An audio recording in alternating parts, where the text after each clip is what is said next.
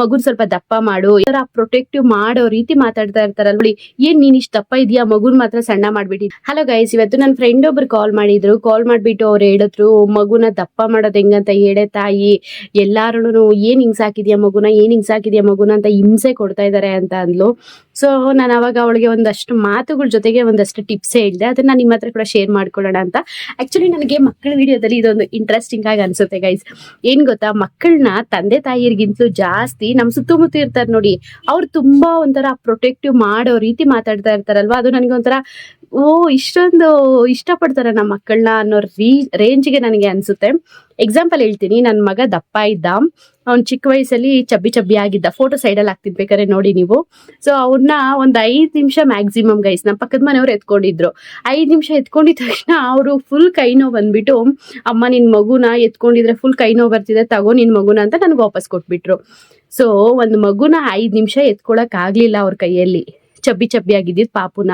So ಅವ್ರು ನನಗೆ ಹೇಳ್ತಾ ಇದ್ರು, ನಿನ್ ಮಗನಿಗೆ ಬೋನ್ ಸ್ಟ್ರಾಂಗ್ ಇದೆ, ಇಷ್ಟು ಗುಂಡಾಗಿದ್ದಾನೆ ಅಂತ ಹೇಳ್ಬಿಟ್ಟು. ಸೊ ಅದಾದ್ಮೇಲೆ ಇನ್ನೊಂದ್ ಕಡೆ ಜಡ್ಜ್ ಮಾಡ್ತಿದ್ರು, ನೀನೇನ್ ಇಷ್ಟ ದಪ್ಪ ಆಗ್ಬಿಡ್ತಾ ಇದೀಯಾ ಅಂತ ಹೇಳ್ಬಿಟ್ಟು. ಜಡ್ಜ್ ಮಾಡೋ ಕಾಲ ಗೈಸ್ ಇದು. ಸೊ ಜನ ಯಾವತ್ತೇ ಆಗ್ಲಿ ಮಕ್ಕಳನ್ನ ಎತ್ತಿ ಆಡ್ಸಕ್ ರೆಡಿ ಇರಲ್ಲ, ಜಸ್ಟ್ ಜಡ್ಜ್ ಮಾಡಕ್ ಮಾತ್ರ ರೆಡಿ ಇರ್ತಾರೆ. ಸೊ ನಿಮ್ ಮಗು ಸಣ್ಣ ಇರ್ಲಿ ದಪ್ಪ ಇರ್ಲಿ, ಮಕ್ಕಳನ್ನ ಅವ್ರು ಮಾತ್ರ ಜಡ್ಜ್ ಮಾಡೋದ್ ನಿಲ್ಸಲ್ಲ. ನನ್ನ ಮಗು ದಪ್ಪ ಇದ್ದಾಗ ತುಂಬಾ ಜನ ಹೇಳಿದ್ದಾರೆ, ಏನ್ ಇಷ್ಟೊಂದು ದಪ್ಪ ಆಗ್ತಾ ಇದೆ ಮಗು, ಹೋಗೊಂದ್ಸಲ ಡಾಕ್ಟರ್ನ ಕನ್ಸಲ್ಟ್ ಮಾಡು, ಮಕ್ಕಳು ದಪ್ಪ ಇರಬಾರ್ದು ಅಂತ ಹೇಳ್ಬಿಟ್ಟು. ಸೊ ಹಂಗೇನೇನೆ ನನಗೆ ಗೊತ್ತಿರೋ ನನ್ನ ಫ್ರೆಂಡ್ ಮಗುನು ಕೂಡ ಅದೇ ಟೈಮ್ಗೆ ಡೆಲಿವರಿ ಆಗಿತ್ತು. ಆ ಪೇರೆಂಟ್ ಹತ್ರ ಹೇಳ್ತಾ ಇದ್ರು ಅವರು, ಮಗು ಈ ತರ ಸಣ್ಣ ಇರಬಾರ್ದು, ಹೋಗಿ ಹಾಸ್ಪಿಟ್ಲಿಗೆ ತೋರಿಸ್ರಿ, ಏನಾದ್ರು ಹೆಲ್ತ್ ಇಶ್ಯೂ ಇರ್ಬೋದು ಅಂತ. ಸೊ ಜನಗಳಿಗೆ ಮಾತಾಡಕ್ ಟಾಪಿಕ್ ಬೇಕಷ್ಟೇ. ಅದು ಮಗು ಆಗಿರ್ಲಿ, ನಾವಾಗಿರ್ಲಿ, ಯಾರೇ ಆಗಿರ್ಲಿ. ಅದೇ ನೀವು ದಪ್ಪ ಇದ್ದು ಮಗು ಸಣ್ಣ ಇದೆ ಅನ್ಕೊಳ್ಳಿ, ಏನ್ ನೀನ್ ಇಷ್ಟ ದಪ್ಪ ಇದೆಯಾ, ಮಗುನ್ ಮಾತ್ರ ಸಣ್ಣ ಮಾಡ್ಬಿಟ್ಟಿದ್ಯಾ ಅಂತಾರೆ.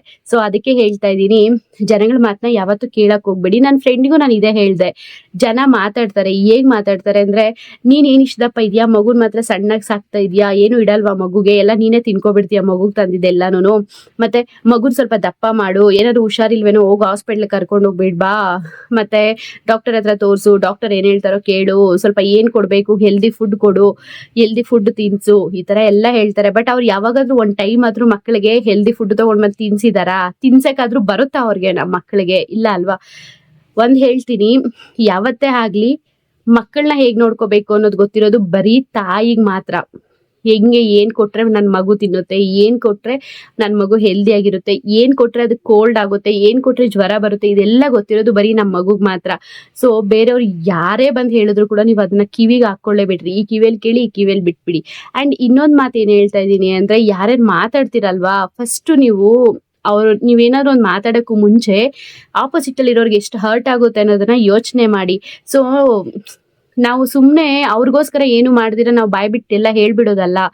ಅವ್ರ ಪಾಪ ಡೆಲಿವರಿ ಟೈಮಲ್ಲಿ ಮಗು ಹೇಗೆಲ್ಲ ಸಫರ್ ಮಾಡಿದೆ, ಅಥವಾ ಅವ್ರು ಏನ್ ಸಫರ್ ಮಾಡಿದಾರೆ ಅಂತ ನಾವ್ ಯಾರು ನೋಡಿರಲ್ಲ. ನಾವು ಜಸ್ಟ್ ಮಗುನ ನೋಡಬಹುದಷ್ಟೇ. ಅಲ್ಲಿ ಏನಾಗಿದೆ ಅಂತ ನಾವ್ ಅದನ್ನ ಅನ್ಭವ್ಸಕ್ಕೂ ಆಗಲ್ಲ, ನೋಡಕ್ಕೂ ಆಗಲ್ಲ. ಅದನ್ನ ಬರೀ ಆ ಫ್ಯಾಮಿಲಿಗೆ ಮಾತ್ರ ಗೊತ್ತಿರುತ್ತೆ.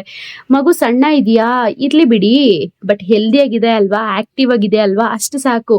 ಮಕ್ಕಳು ಯಾವಾಗ ಸಣ್ಣ ಇದ್ರು ದಪ್ಪ ಇದ್ರು ಕೂಡ ಮ್ಯಾಟ್ರ್ ಆಗಲ್ಲ. ಅದು ಮ್ಯಾಟ್ರ್ ಆಗೋದು ಯಾವಾಗ ಗೊತ್ತಾ, ಅವ್ರ ಇಲ್ನೆಸ್ ಇಂದ, ಲೈಕ್ ಅಂದ್ರೆ ಅವ್ರಿಗೆ ಏನಾದ್ರು ಹುಷಾರ್ ತಪ್ಪೋದು, ಅಥವಾ ಅವ್ರು ಆಕ್ಟಿವ್ ಆಗಿ ಇಲ್ದೇ ಇದ್ದಾಗ ಓಕೆ ನಾನು ಅಗ್ರಿ ಮಾಡ್ತೀನಿ ಮಾತನ್ನ ಹೇಳೋದು.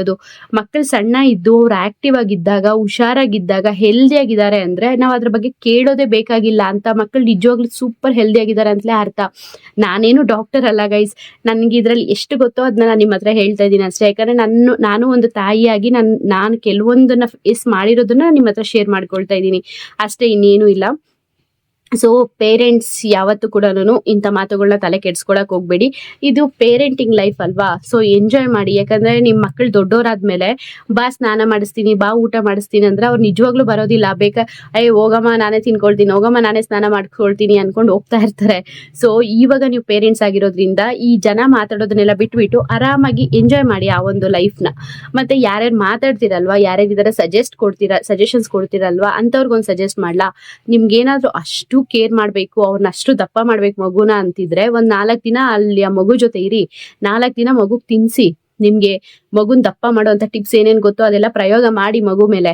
ಸೊ ಅವಾಗ ನಿಮಗ್ ಗೊತ್ತಾಗುತ್ತೆ, ಆ ಮಗು ಎಷ್ಟು ತಿನ್ನುತ್ತೆ, ಹೆಂಗಿರುತ್ತೆ, ಎಷ್ಟು ಕಾಟ ಕೊಡುತ್ತೆ, ಎಷ್ಟು ಆಕ್ಟಿವ್ ಆಗಿರುತ್ತೆ, ಏಂತಕ್ಕೆ ಆ ಮಗು ಸಣ್ಣ ಇದೆ ಅಂತ. ಮೇನ್ ಏನಂದ್ರೆ ಮಕ್ಕಳು ಸಣ್ಣ ಇರೋದಕ್ಕೆ ರೀಸನ್ಸ್ ಅದೇನ್ ಗೊತ್ತಾ, ಮಕ್ಕಳು ಓವರ್ ಆಕ್ಟಿವ್ ಆಗಿರೋದು, ಮಕ್ಕಳು ಒಂಥರ ಫುಲ್ಲು ಮನೆ ಫುಲ್ಲು ಸುತ್ತಲಾಡ್ತಾ ಇರೋದು, ಅವ್ರು ತಿಂದಿರೋದೆಲ್ಲ ಆಲ್ಮೋಸ್ಟ್ ಅಲ್ಲೇ ಜೀರ್ಣ ಆಗ್ಬಿಡುತ್ತೆ. ಮತ್ತೆ ಅವ್ರು ಊಟ ಮಾಡೋದು ಹೆಲ್ದಿ ಫುಡ್ ತಿಂದಾಗ ಸ್ವಲ್ಪ ಲಿಮಿಟಲ್ಲಿ ತಿನ್ನೋದು, ಅವ್ರಿಗೆ ಎಷ್ಟು ಬೇಕೋ ಅಷ್ಟು ತಿಂದು ನೆಮ್ಮದಿಯಾಗಿರೋದು, ಇಷ್ಟೇ ರೀಸನ್ಸ್. ಮತ್ತೆ ಏನ್ ಗೊತ್ತಾ, ಮಕ್ಕಳು ಅವ್ರಿಗೆ ಏನ್ ಬೇಕು ಎಷ್ಟು ಬೇಕು ಅನ್ನೋದು ಅವ್ರಿಗೆ ಗೊತ್ತಾಗಿ ಅವ್ರು ತಿಂದು ಅವ್ರಿಗೆ ಅಲ್ಲಿಗೆ ಮಕ್ಕಳು ಸಾಕು ಅನ್ನೋ ತರ ರಿಯಾಕ್ಟ್ ಮಾಡ್ಬಿಟ್ಟಾಗ ಸ್ಟಾಪ್ ಮಾಡ್ತಾರೆ ಪೇರೆಂಟ್ಸ್. ಅದು ಒಳ್ಳೆ ವೇನೆ. ಸೊ ಈ ತರದ್ದೇನೆಲ್ಲ ನೀವು ಹೇಳೋದ್ ಬಿಟ್ಬಿಟ್ಟು ಟ್ರೈ ಮಾಡಿ ನೀವು ಹೋಗಿ, ಅವಾಗ ಗೊತ್ತಾಗೋದು ಅಟ್ಲೀಸ್ಟ್ ಆ ತಾಯಿಗೂ ಒಂದ್2 ದಿನ ರೆಸ್ಟ್ ಸಿಗುತ್ತೆ ಈ ತರ ನೀವೆಲ್ಲ ಹೋಗಿ ಸಪೋರ್ಟ್ ಮಾಡಿದ್ರೆ. ಆಮೇಲೆ ಇನ್ನ ಮಕ್ಕಳನ್ನ ದಪ್ಪ ಮಾಡೋದಕ್ಕೆ ನೀವೇನೇನ್ ಪ್ರಯತ್ನ ಪಡಬಹುದು ಅಂತ ನನ್ನ ಸಜೆಷನ್ ಅಂದ್ರೆ, ಸ್ವಲ್ಪ ವೆಜಿಟೇಬಲ್ಸ್ ಏನಿರುತ್ತಲ್ವಾ, ವೆಜಿಟೇಬಲ್ಸ್ ನ ಕೊಡಿ, ಫ್ರೂಟ್ಸ್ ನ ಕೊಡಿ, ಮತ್ತೆ ಮುದ್ದೆ ಕೊಡಿ. ಈ ತರ 1 ಇಯರ್ ಆದ್ಮೇಲೆ ಹೇಳ್ತಾ ಇದೀನಿ. ಸೊ 1 ಇಯರ್ ಒಳಗಡೆ ಇರೋ ಮಕ್ಳಿಗಾದ್ರೆ ಪ್ಯೂರಿ ಕೊಡಿ, like vegetable puree, fruits puree ತರ ಮಾಡ್ಕೊಡಿ. ಆಪಲ್ ಅದೆಲ್ಲ, ಆಪಲ್ ಕೆಲವೊಂದು ಮಕ್ಕಳಿಗೆ ಕೋಲ್ಡ್ ಆಗುತ್ತೆ ಅಂದ್ರೆ ಸ್ವಲ್ಪ ಬಿಸಿನೀರಲ್ಲಿ ಬೇಯಿಸ್ಬಿಟ್ಟು ಆಮೇಲೆ ಮಾಡ್ಕೊಡಿ. ಆಮೇಲೆ ರೈಸ್ ಪ್ಯೂರಿ ಮಾಡ್ಕೊಡಿ, ಆಮೇಲೆ ರಾಗಿ ಸರಿ, ಈ ರೀತಿ ಎಲ್ಲ ಮಾಡ್ಕೊಟ್ಟಾಗ ನಿಮ್ ಮಕ್ಳು ತುಂಬಾ ದಪ್ಪ ಆಗ್ದಿರ ಇದ್ರು ಕೂಡ ಒಂದ್ ಚೂರಾದ್ರೂ ದಪ್ಪ ಹಾಕ್ತಾರೆ, ಪ್ಲಸ್ ಒಂದ್ ಸ್ವಲ್ಪ ಹೆಲ್ದಿಯಾಗಿ ಬೆಳಿತಾರೆ ಅಂಡ್ ಆಕ್ಟಿವ್ ಆಗಿರ್ತಾರೆ. ಸೊ ಇದೆಲ್ಲ ಬಿಟ್ಬಿಟ್ಟು, ಜನಗಳ ಮಾತನ್ನೆಲ್ಲ ಬಿಟ್ಬಿಟ್ಟು ಆರಾಮಾಗಿರಿ ಗೈಸ್. ಇದನ್ನೇ ನಾನು ನನ್ನ ಫ್ರೆಂಡ್ಗೂ ಹೇಳ್ದೆ, ನಾನು ನಿಮ್ಗೂ ಹೇಳ್ತಾ ಇದ್ದೀನಿ. ಸೊ ನಿಮ್ ಲೈಫಲ್ಲಿ ನಿಮ್ ಮಗು ನೀವು ಹೇಗ್ ಸಾಕ್ಬೇಕು ಅನ್ಕೊಂಡಿದ್ದೀರೋ ಹಾಗೆ ಸಾಕಿ. ಬಟ್ ಆದ್ರೆ ಮಗುಗೆ ಏನಾದ್ರೂ ಪದೇ ಪದೇ ಹುಷಾರ್ ತಪ್ತಿದೆ, ಮಗು ಆಕ್ಟಿವ್ ಆಗಿಲ್ಲ, ಮಗು ಒಂದೇ ತರ ಮಂಕ ಕೂರ್ತಿದೆ, ವೀಕ್ ಇದೆ ಮಗು ಅಂತ ನಿಮಗ್ ಫೀಲ್ ಆಗ್ತಿದೆ ಅಂದ್ರೆ ತಾಯಂದಿರಿಗೆ ಅಥವಾ ತಂದೆಗೆ ನೀವು ಹೋಗಿ ಡಾಕ್ಟರ್ನ ಕನ್ಸಲ್ಟ್ ಮಾಡಿ. ಸೊ ಡಾಕ್ಟರ್ ನಿಮ್ಗೆ ಸಜೆಸ್ಟ್ ಮಾಡ್ತಾರೆ ಯಾವ ರೀತಿ ಏನೇನ್ ಆಗಿರುತ್ತೆ, ಏನೇನ್ ಫುಡ್ ಕೊಡ್ಬೇಕು ಅದೆಲ್ಲ ನಿಮ್ಗೆ ಸಜೆಸ್ಟ್ ಮಾಡ್ತಾರೆ ಗೈಸ್.